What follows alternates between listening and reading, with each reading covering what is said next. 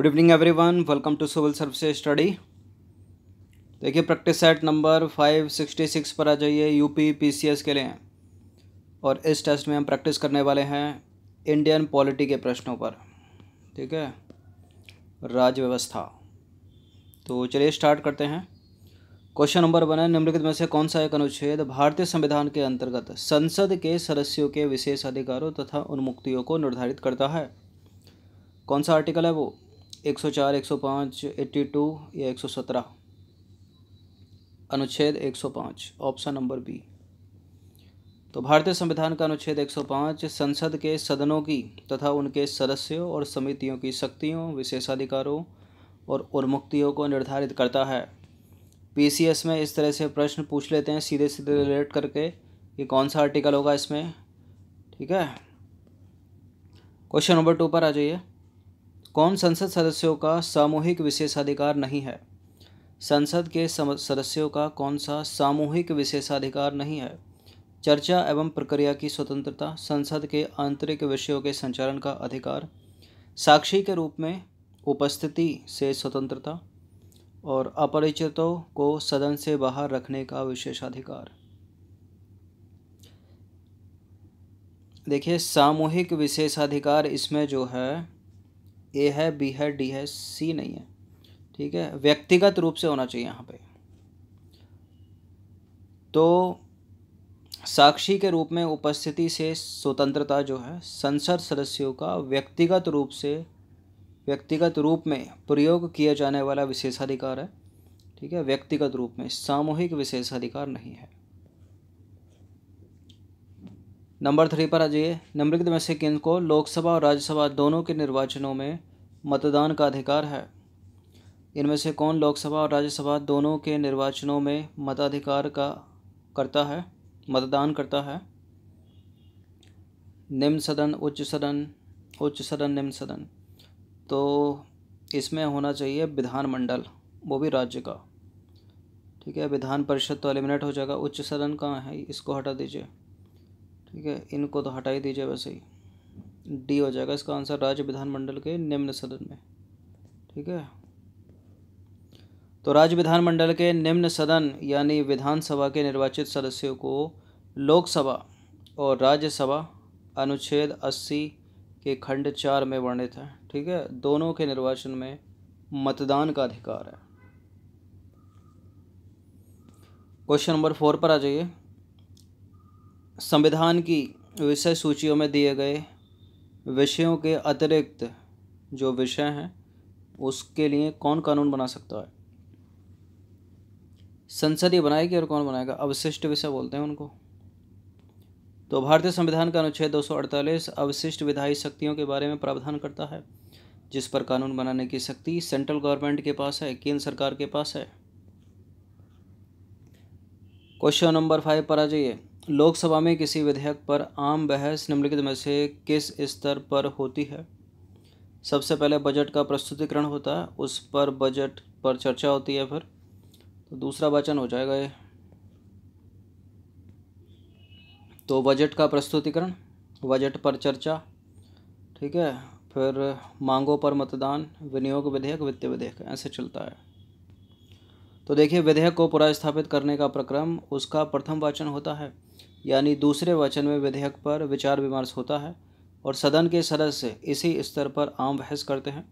दूसरे वाचन में ही सदन विधेयक को प्रवर समिति या दोनों सदनों की संयुक्त समिति को सौंप सकता है।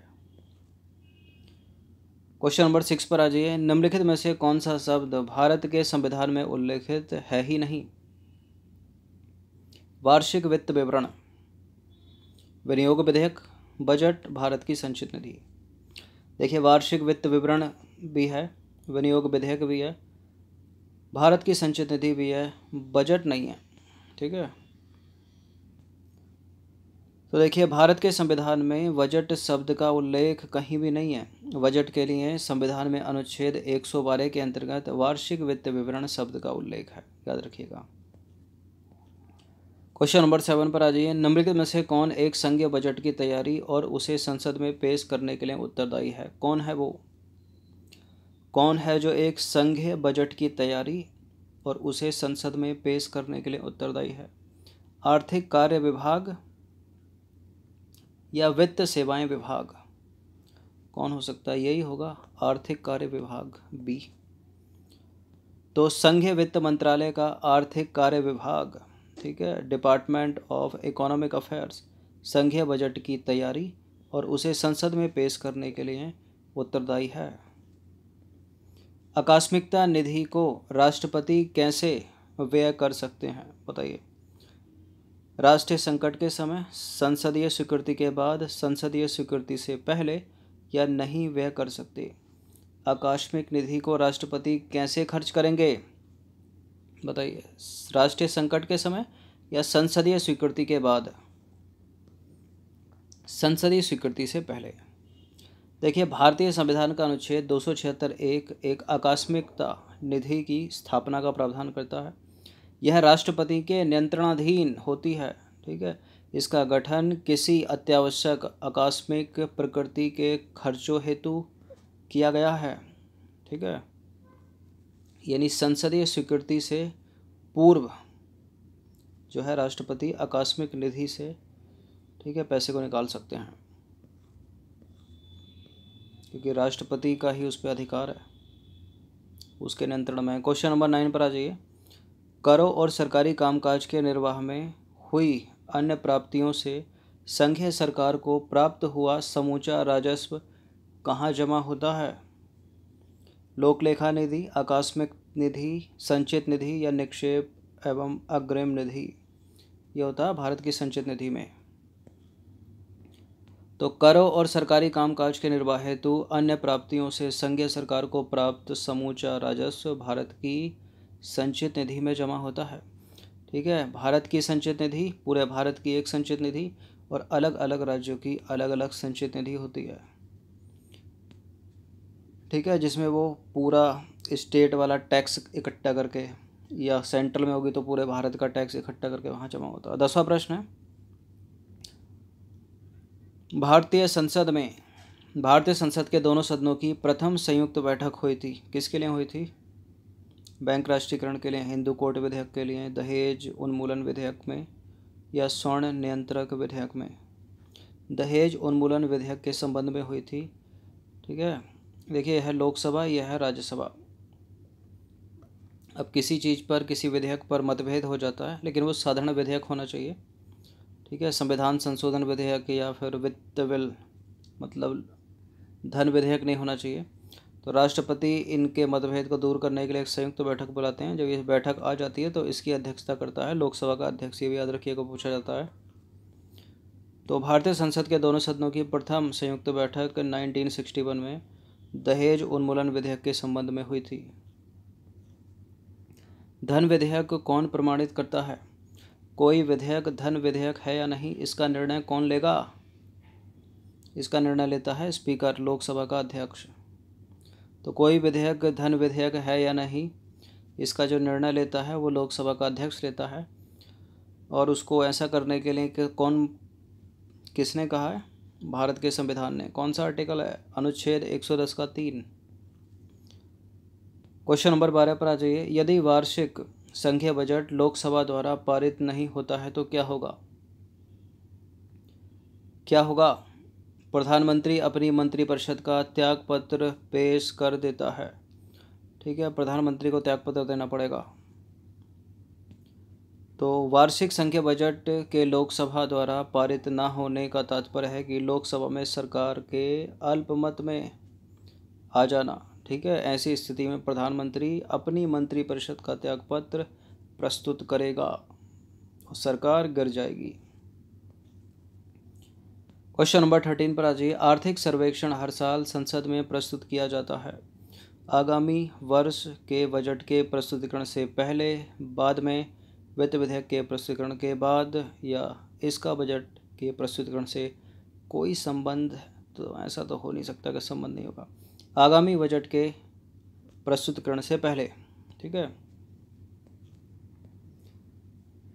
देखिए, चालू वर्ष का आर्थिक सर्वेक्षण हर साल संसद में आगामी वर्ष के बजट के प्रस्तुतिकरण से पहले प्रस्तुत किया जाता है। जिसमें चालू वर्ष में अर्थव्यवस्था के विभिन्न क्षेत्रों की प्रगति और गतिविधियों के साथ राजकोषीय विवरण प्रस्तुत किया जाता है। क्वेश्चन नंबर 14 पर आ जाइए। कटौती प्रस्ताव का क्या उद्देश्य है? सरकार की नीतियों पर नियंत्रण करना या बजट प्रस्ताव के खर्च में कमी का प्रस्ताव प्रस्तुत करना? यही है, बजट प्रस्ताव के खर्च में कमी का प्रस्ताव प्रस्तुत करना। तो बजट की मांग, ठीक है, बजट की अनुदान मांगों में संशोधन हेतु लोकसभा में प्रस्तुत किया जाने वाला प्रस्ताव कटौती प्रस्ताव कहलाता है। इसके तहत सरकार द्वारा प्रस्तुत अनुदान मांगों को अनुचित बताते हुए, ठीक है, उसमें कमी का प्रस्ताव लाया जाता है। क्वेश्चन नंबर 15 पर आ जाइए। अंतिम प्रश्न है ये। भारतीय संसद का सचिवालय किसके अधीन है? राष्ट्रपति के, सरकार के, मतलब सरकार से स्वतंत्र है, या संसदीय कार्य मंत्री के अधीन है, या सर्वोच्च न्यायालय के अधीन है? भारतीय संसद का सचिवालय है, ठीक है। अब सुप्रीम कोर्ट के अधीन होगा नहीं, ठीक है, जुडिशरी अलग है, सरकार अलग है। ये स्वतंत्र है, सरकार से स्वतंत्र है ये। और कौन देता है इसको स्वतंत्रता? भारत का संविधान के अनुच्छेद 98। तो संविधान के अनुच्छेद 98 के तहत भारतीय संसद के प्रत्येक सदन के लिए एक पृथक सचिवालय की व्यवस्था है जो सरकार से स्वतंत्र होता है, ठीक है, अधीन नहीं होता किसी के। तो ये पॉलिटी के 15 प्रश्न थे, इनकी प्रैक्टिस एक बार कर लीजिएगा। एक लाइक कर सकते हो आप, टेस्ट पसंद आता है तो सब्सक्राइब कर सकते हो सिविल सर्विस स्टडी चैनल को लेटेस्ट वीडियो नोटिफिकेशन पाने के लिए। यूट्यूब के बेल आइकन को प्रेस रखिएगा। चलिए, धन्यवाद।